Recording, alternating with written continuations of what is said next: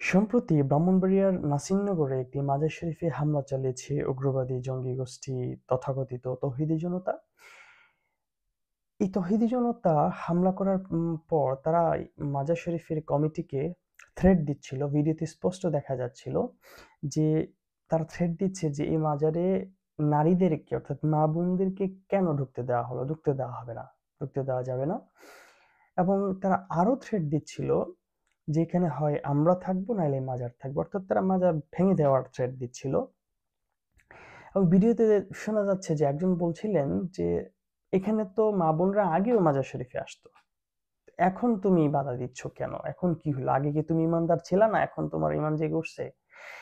তখন যে আনসারটা এই তথাকথিত তৌহিদি জনতার নেতারা সেখানকার দিয়েছেন, দিস ইজ রিয়েলি ইম্পর্টেন্ট।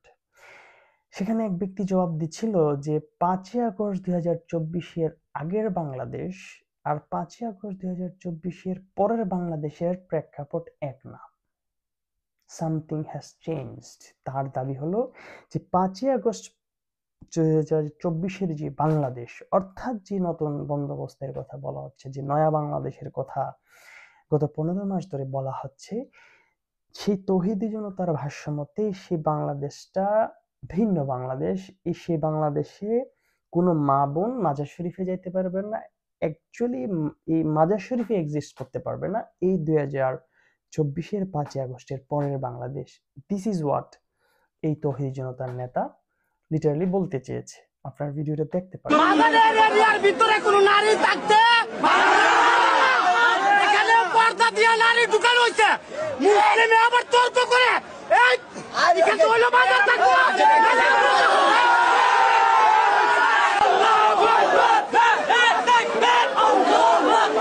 হুজুরেরা আইসা দেখছে এক কোনা মহিলারা বসা, তারা গালাগালি করতেছে, ও শৃঙ্খলা গালাগালি, যেগুলা মনে করেন খানকিনালের জায়গা। এখানে আপনারা বলছেন যে মহিলারা আগে আইছে, কিন্তু আগে আসছে আগেরটার এখন প্রেক্ষাপটটা অনেক পরিবর্তন। আগের প্রেক্ষাপট আর 5ই আগস্টের পরে প্রেক্ষাপট অনেক পরিবর্তন। আগে আসছে আগেরটার এখন প্রেক্ষাপটটা অনেক পরিবর্তন। আগের প্রেক্ষাপট আর 5ই আগস্টের পরে প্রেক্ষাপট অনেক পরিবর্তন। আগের প্রেক্ষাপট আর 5ই আগস্টের পরে প্রেক্ষাপট অনেক পরিবর্তন। এবং এই জিনিসটাই মানে এই এই এই কথাটাই বস্তুরুদ্ধি মানসত্তা প্রবক্তা আল্লামা ইমাম হায়াত, বিশ্ব ইনসানিয়ত বিপ্লবের সম্মানিত প্রতিষ্ঠাতা, মানবতার রাজনীতি প্রবর্তক আল্লামা ইমাম হায়াত গত 15 মাস ধরে এই জিনিসটাই বলে আসছেন যে 5ই আগস্টের যে পট পরিবর্তন হয়েছে, সেই পরিবর্তনটা মানবতার পক্ষে হয়নি, সেটা গণতন্ত্রের পক্ষে হয়নি। সেই 5ই আগস্টের এই পট পরিবর্তনের পর যা হয়েছে আসলে ইমিডিয়েটলি যেই যাদের হাতে ক্ষমতাটা গিয়েছে বা যাদের হাতে দেওয়া হয়েছে, বিভিন্নভাবে আপনি বলতে পারেন, এই ক্ষমতাটা, এই বাংলাদেশটা, এই নতুন বাংলাদেশটা চলে গিয়েছে উগ্রবাদী সন্ত্রাসী জঙ্গি গোষ্ঠীর কাছে। এবং এই কথাটাকে ভ্যালিডেট করলো এই তথাকথিত তৌহিদি জনতা। সে লিটারালি বলছে যে 5ই আগস্ট 2024-এর পরের বাংলাদেশ আর আগের বাংলাদেশ এক না। আগের বাংলাদেশের মা বোনদের যে অ্যাক্সেসটা ছিল সেটাও এখন থাকবে না। আগের বাংলাদেশে মাজার শরীফ থাকতে পারতো, এখন থাকতে পারবে না। ভেরি সিম্পল তার ক্লেম। এবং এটাকে সে প্রাউডলি বলতেছে এবং এটাকে সে ম্যাটার অফ প্রাইড, এটা প্রিভিলেজ হিসেবে দেখছে যে সব বদলাই গেছে, এই নতুন বাংলাদেশে আমাদের হাতে চলে এসেছে, অর্থাৎ এই উগ্রবাদী জঙ্গি গোষ্ঠীর সেলিব্রেশনের যে বাংলাদেশ তাদের হাতেই চলে গিয়েছে, এই উগ্রবাদীদের হাতেই চলে গিয়েছে বাংলাদেশ। এই কথাটাই আল্লামা ইমাম হায়াত বলে আসছেন। এই অন্তর্বর্তী সরকারকে ইনসানিয়ত বিপ্লব বাংলাদেশ গত বছর থেকে অক্টোবর নভেম্বর গত বছর থেকেই আমরা স্পষ্টভাবে সরকারকে হুঁশিয়ারি দিয়ে বলে আসছিলাম যে এই আপনারা যেই ধর্ম মন্ত্রণালয় বলেন বা আরো যেই উপদেষ্টাদেরকে নিয়োগ করেছেন এবং যেই রাজনৈতিক দলগুলোর সাথে আপনারা ঐক্যমত কমিশন বলেন, আপনারা যাদের সাথে ঐক্য করেছেন, একাকার হয়ে গেছেন, যাদেরকে আপনারা প্রশাসন তুলে দিয়েছেন, শিক্ষা প্রতিষ্ঠানগুলো তুলে দিয়েছেন, বাংলাদেশের বিভিন্ন ফাইন্যান্সিয়াল ইনস্টিটিউশনগুলো তুলে দিয়েছেন এবং যাদেরকে আপনারা কনসিস্টেন্টলি আশকারা দিয়ে আসছেন, তারা একটা উগ্রবাদী জঙ্গি গোষ্ঠী। এবং এই কারণে আপনাদের এই অন্তর্বর্তী সরকারের প্রতি যে ক্রেডিবিলিটি মানুষের এক্সপেক্ট করার কথা ছিল, বা সাধারণভাবে মানুষ একটা ক্ষমতার যে রাজনীতির যে পট পরিবর্তন হয়, যে এক্সপেকটেশন মানুষের থাকে, সেটা কিন্তু একদম শুরুতেই হারিয়ে গিয়েছে।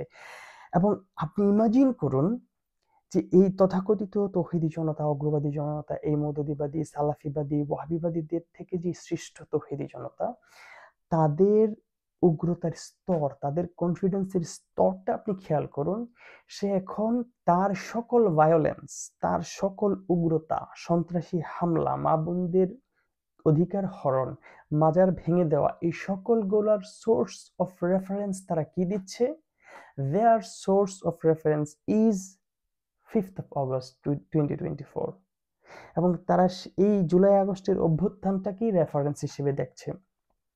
এবং তারা আর কিছুদিন পর যদি জুলাই সনদ কোনোভাবে ভ্যালিডেট হয়, যেই অর্থে ভ্যালিডেশনটা চাচ্ছে আর কি জুলাই সনদের সমর্থকরা, এই জুলাই সনদটা একটা সোর্স অফ রেফারেন্স হবে আরো ইন এ লার্জার এক্সটেন্ট এই উগ্রবাদী জঙ্গিবাদীদের জন্য।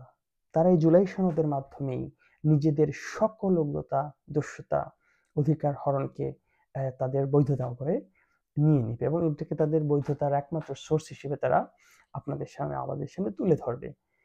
This is what they want. এবং এই 5ই আগস্টকে এইভাবে যখন সোর্স অফ রেফারেন্স দিচ্ছে, এই অবস্থায় আপনি এই অন্তর্বর্তী সরকার কি করছে বা কি করেছে, এটা ভেরি ইম্পর্টেন্ট।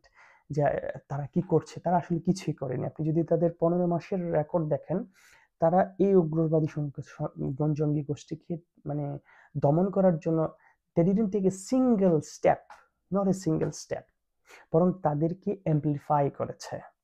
তারা এতটা এমপ্লিফাই করেছে যে এখন তারা, এই উগ্রবাদীরা, নিজেদের ভায়োলেন্সের যে সোর্স অফ রেফারেন্স সেটা দেখাচ্ছে 5th of Augustকে। এইটাই হচ্ছে এই অন্তর্বর্তী সরকারের অর্জন, এবং এইটা কোনোভাবেই বাংলাদেশের সাধারণ মানুষ মেনে নিবে না। এজন্য আমার ভিডিওটা আমি এখানেই শেষ করছি। গত 15 মাসে এই অন্তর্বর্তী সরকার এটাই অর্জন করেছে যে এখনো বাংলাদেশে উগ্রবাদী জঙ্গি গোষ্ঠী নিজেদের ক্রাইমের জন্য, মা বোনদের অধিকার হরণের জন্য, মাজার ভাঙার জন্য তাদের রেফারেন্স হিসেবে যেটা তারা ইউজ করে সেটা হলো 5ই আগস্ট 2024 এবং সেই জুলাই আগস্টের গণঅভ্যুত্থান। এটা অন্তর্বর্তী সরকারের ব্যর্থতা, এটা আমাদের সমন্বয়কদের ব্যর্থতা, এনসিপির যারা এখন নেতা হয়েছেন, যারা সরকারের উপদেষ্টা পদে আছেন, তাদের সকলের ব্যর্থতা। আমি এটাকে ব্যর্থতা বললে আসলে ভুল হবে। এটাই তারা চেয়েছেন, এটাই তাদের রাজনীতি। সুতরাং সেই রাজনীতিকে আমরা দেখতে চাই, কোথায় যাই আমরা সেই রাজনীতিকে অবশ্যই প্রতিহত করতে হবে একাডেমিক্যালি, অবভিয়াসলি। আমরা মানবতার রাজনীতি করব। কোনো মানুষ এই ধরনের অপরাজনীতি যেন আমরা না করি, যে অপরাজনীতি একটা মায়ের, একটা বোনের, একটা ভাইয়ের অধিকার হরণ করে, এবং যে রিলিজিয়াস যে কোএক্সিস্টেন্সের যে একটা কনসেপ্ট, এটা কিরকম যে প্রত্যেকটা মানুষ যার যার ধর্ম নিয়ে, আকীদা দর্শন নিয়ে চলবে।